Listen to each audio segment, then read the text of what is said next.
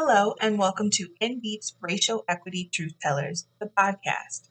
In today's episode, we are joined by Joel Espino, Transportation Equity Lead at Wend Collective and member of the advisory community for NDEEP's Closing the Gap.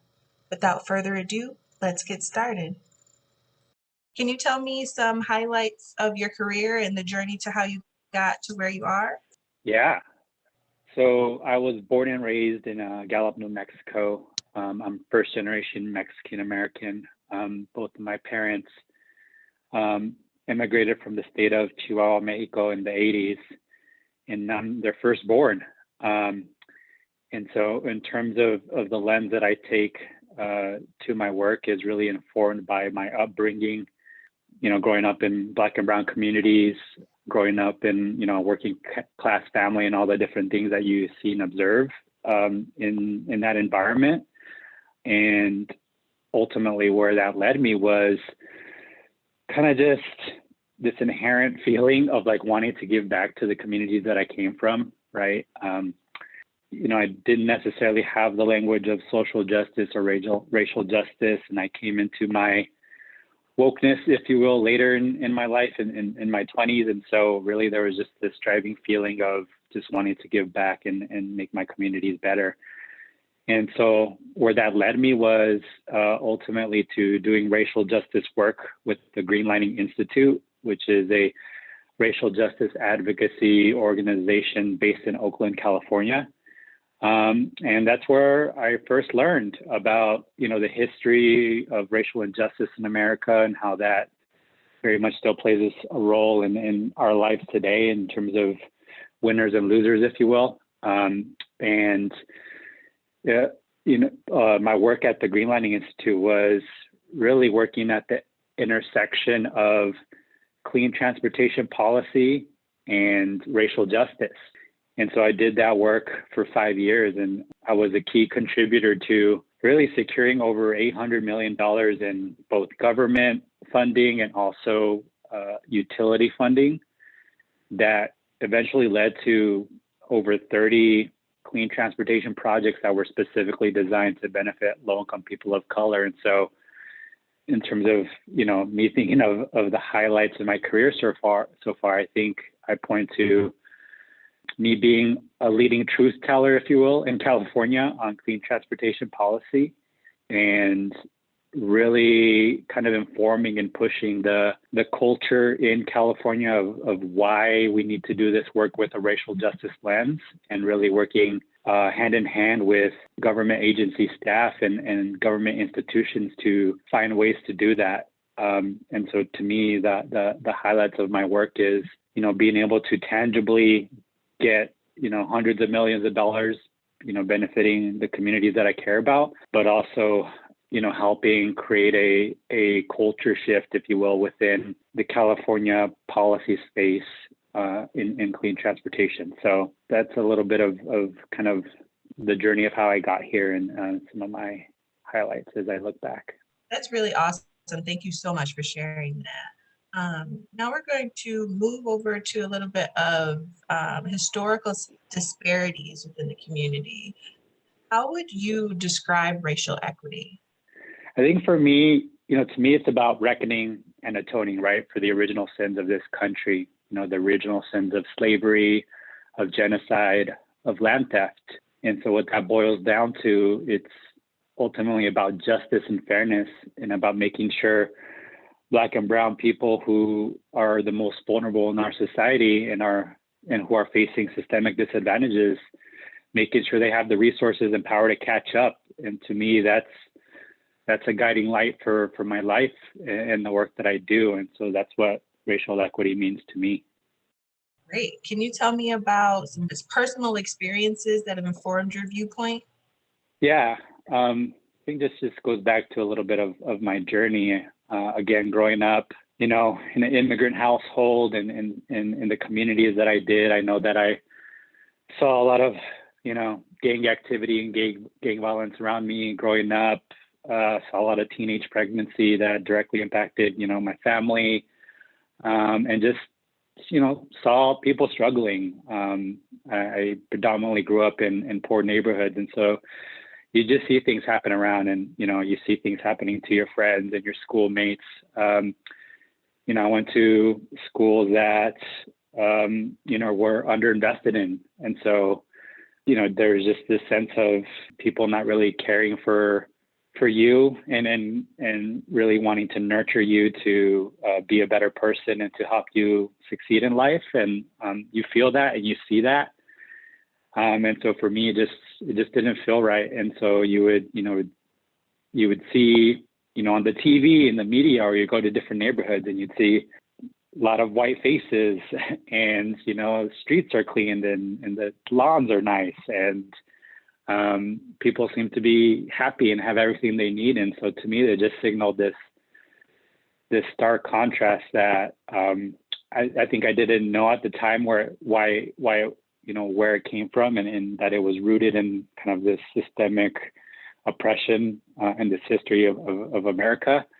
But it was something that I observed, and it just pulled me to, again, like, want to give back to the communities that I came from, and particularly my family, right? Who a lot of folks are undocumented immigrants. And so there's a perpetual struggle there and fear of just feeling of not having what you need and being scared of the government and and scared of being kind of visible in the public eye. So just that stuff, I think really drew me at my core. As I got into college and as I got into law school and as I started working at the Greenlanding Institute, I began to really sharpen my historical analysis of why these things happen. And so it just emboldened me to figure out how I can be a part of the change that I want to see, which was, racial justice and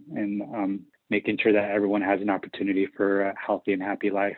That's really great. I can resonate with a lot of that too. Growing up, I kind of spent like a split time, so I got to experience both sides, living in a very urban environment growing up at first, and then moving to the suburbs where I saw everything completely change. And like you said, people have lawns that are clean and the streets are clean. And when we go to school, we had new books like almost every year or every other year. They made sure we had up-to-date textbooks. And when I was growing up at first, we didn't have that in the city. So it was really weird to notice those things. And then as I got older, I kind of noticed the same thing, like, how can I make this better for my family and the people around me, or people that just look like me?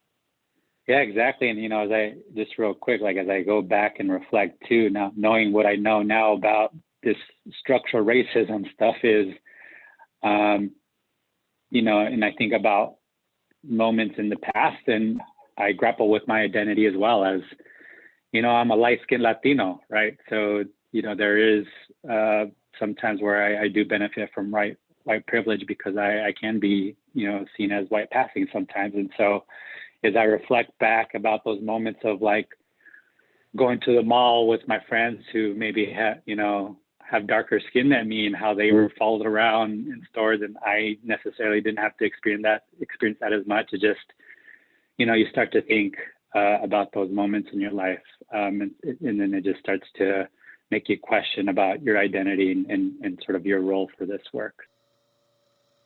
Before we get into our next question, we're going to take a quick break to learn more about NBEAT's Closing the Gap and how our listeners can get involved. Closing the Gap is a new program from the InDeep Initiative that aims to close the funding gap between white-led and BIPOC-led environmental and conservation nonprofits. Learn more about how you can get involved by visiting indeepinitiative.org and click Closing the Gap. Now, let's get right back into the show. So moving on to the conversation around DEI, how do you approach conversations about race in your personal and professional life? I always start with history. I think it's so important to level set and have a historical analysis of why there's racial injustice and why we have racial disparities in our country. And folks have to be very clear about why that is. And so when I'm talking to, whether it's family or whether it's, to colleagues, or if I'm asked to go speak on a panel, that's where I start, is to really lay out and track how our history of racial and gender oppression has led to racial disparities and the social division that we see today. And so I do that as a way to speak truth about, why things are the way they are, and to really try to move hearts, really, right? One of the clear examples I give around history is the history of redlining, for example, and sort of the disinvestment within the housing sector. And I get very clear and detailed about that history. And what I find, folks really don't know that history very well. And so oftentimes, in particular, if I'm sharing this on a panel, I'll have mostly white folks come up to me after and thanking me and saying, they never understood or really knew this history. And it's just kind of opening their thinking and their minds about, why racial justice is important. And so that's how I approach these conversations. And, how I talk about the history varies depending on the context and conversation, but to me, it always starts with history.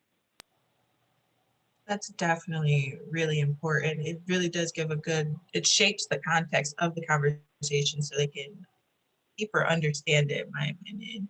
Are there any conversations that you choose to avoid around race or DEI, and why? I don't think so. I think, I've been privileged enough to, in my career, in the roles that I've had so far, are roles where racial justice is, the primary mandate of what I'm doing.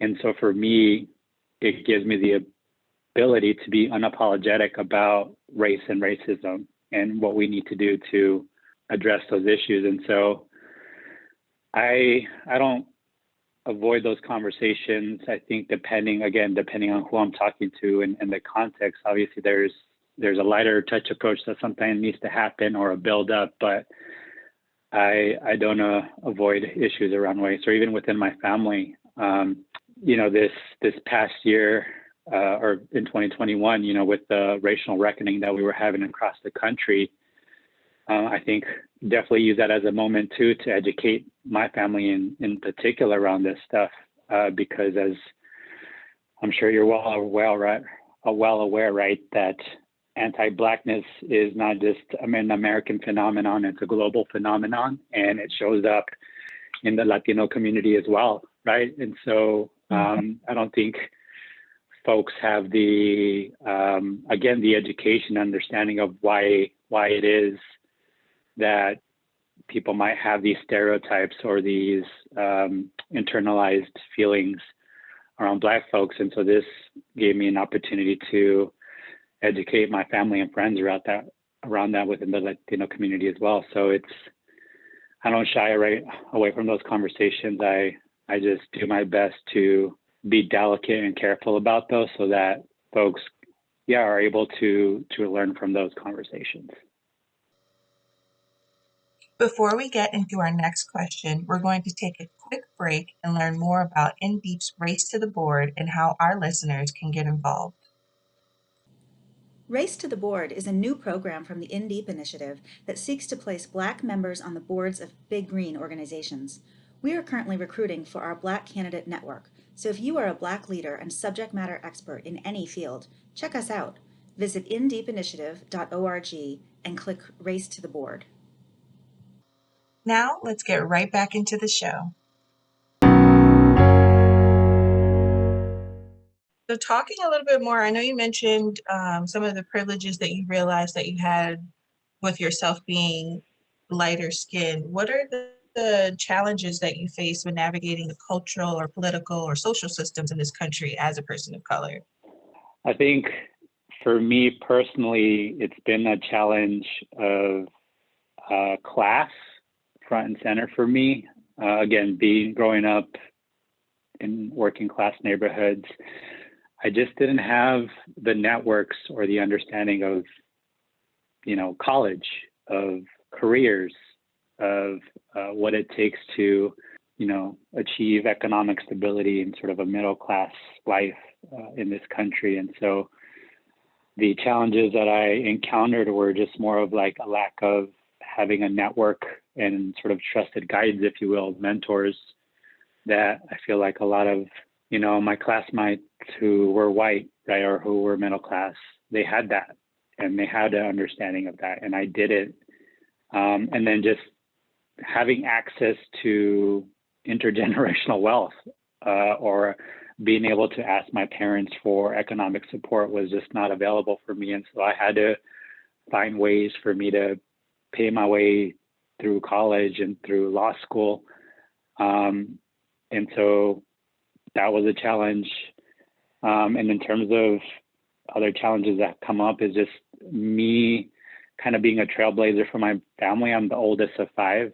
And so a lot of, my siblings look up to me and sort of the life that I lead and how I'm showing up into the world. And so, some of them are facing other barriers than I didn't, right? Again, I'm a little lighter skinned, so I think there's a privilege there for me in terms of how I show up and people, and I'm a guy too, right? So people taking my word maybe with more, what's the word I'm looking here? Just like hearing more what I have to say versus maybe my brother who's a little bit darker skinned or my sister who's a little more darker skinned and who was a woman. So for me, it's just been a continuous reflection and on continuous learning of, my identity and how it relates to these injustices and, understanding where my privileges are, stepping into those privileges in service of racial and gender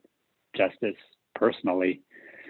And so it's just been a lot of that. And the other piece too is, just seeing my dad and, being undocumented and then getting his citizenship, and same with a lot of my aunts and uncles, and just the struggles of that in terms of, the exploitation that we know happens in the workplace with that type of person. And then, so then me, wanting to help them so that doesn't happen anymore.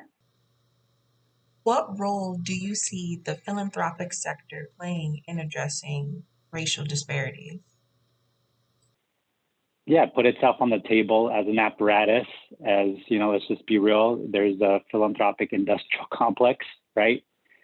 And so there needs to be a deep interrogation of the role philanthropy plays in perpetuating systemic racism and the cultures and the practices and the traditions in philanthropy. And those need to be on the table in terms of reimagining, reforming. And some of my funder peers understand that, and a lot of them are still figuring that out. And so it's more of a struggle in terms of, and pushback in terms of the sector that I work with versus, the organization that I'm part of, if that makes sense. That makes great sense. And that actually answered my question about where do you see the philanthropic sector playing a role in addressing racial equity. So that's great.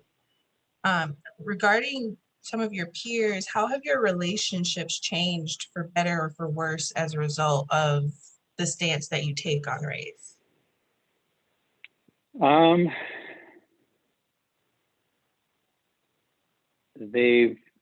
feel like they've changed in that people are seeking me out more because I have a experience as a racial justice advocate, as a racial justice practitioner on the policy space. But now that I'm in philanthropy, my funder peers are coming to me for guidance of like, what do I do, right? I think obviously the movement and moment that we had in 2020 is accelerating the need and the desire for a lot of my philanthropic counterparts to act on racial justice, and they don't necessarily know what that means. And so I think, if anything, it's relationships have changed to the point that folks are seeing me as, I guess, a leading voice in terms of what to do. And so that's been both, I've welcomed it, and it's been stressful, and it's been frustrating. I think it's stressful in the sense that I'm still new to the sector. I'm understanding how it operates. I'm still growing into my leadership as a racial justice advocate, and as you know, being able to have a level of facility with being able to paint a path for folks, chart a path for folks of what racial justice is, what is collective liberation, what does that look like? I'm still very much myself learning what that looks like. And so there's some level of stress with that. And there's a level of frustration, right? Because a lot of these folks have been dabbling, if you will, with racial equity over the past 5-10 years. And when I was on the nonprofit side of things, I was one of the folks pushing for that conversation within the funder space. And so there was a lot of tokenization and a lot of fakeity, if you will. And, you know, it took this past year and the moment that we saw for folks to finally, you know, try to get serious about it. So there's a level of frustration there too with that, because all of a sudden, right, you know, practices and reporting requirements and unrestricted funding and these sacred cows that philanthropy has were all of a sudden flexible, right? And people were directing resources to BIPOC-led efforts. And so if that was always available, why did it take, you know, last year for folks to finally figure that out? So. And in that, that you've now started to kind of become a resource for a lot of your peers in the racial equity space.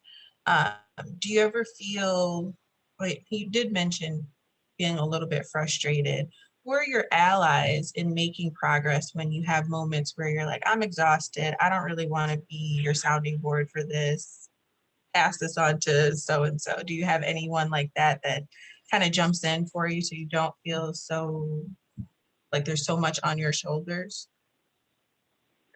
Yeah, for sure. I think it's just the network that I've been able to build around myself and my family and